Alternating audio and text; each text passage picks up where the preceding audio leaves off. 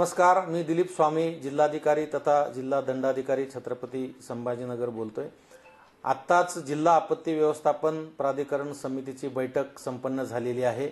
माननीय पोलीस अधीक्षक, माननीय पोलीस आयुक्त आणि माननीय मुख्य कार्यकारी अधिकारी जिल्हा परिषद आणि सर्व सदस्य समिती यांच्या उपस्थितीमध्ये आणि आर्मी ऑफिसरच्या उपस्थितीमध्ये काही निर्णय घेण्यात आलेले आहेत।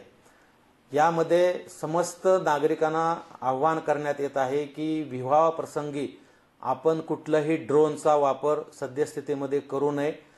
पोलीस प्रशासनाची लेखी पूर्व परवानगी घेतल्याशिवाय कोणीही कुठल्याही परिसरात जर ड्रोनचा वापर केल्याचे निदर्शनास आले तर त्यांच्यावर कडक कारवाई करण्यात येईल, याची कृपया आपण सर्वांनी नोंद घ्यावी।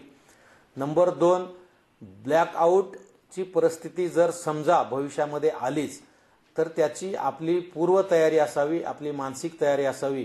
याकरता काही ठिकाणी प्रयोग केले जाण्याची शक्यता आहे।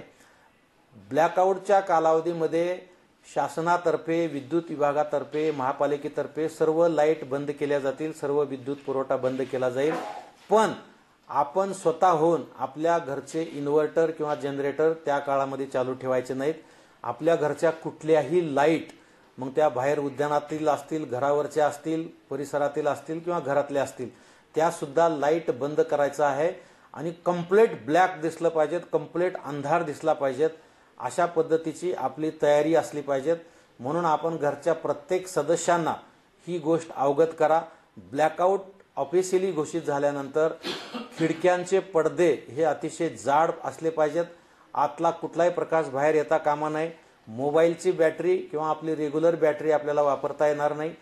जर रस्त्यावर असताना, आपण वाहन चालवत असताना जर ब्लॅकआउट घोषित झालं तर तातडीनं आपल्या गाडीचे हेडलाईट्स आपल्याला बंद करून गाडी बाजूला कुठेतरी उभं करायची आहे आणि प्रशासन देईल त्या सूचनेला अतिशय सकारात्मक आणि अतिशय तातडीनं प्रतिसाद द्यायचा आहे। एवढं आपण सुजाण नागरिक म्हणून लक्षात घ्यावं असं आमचं आव्हान आहे।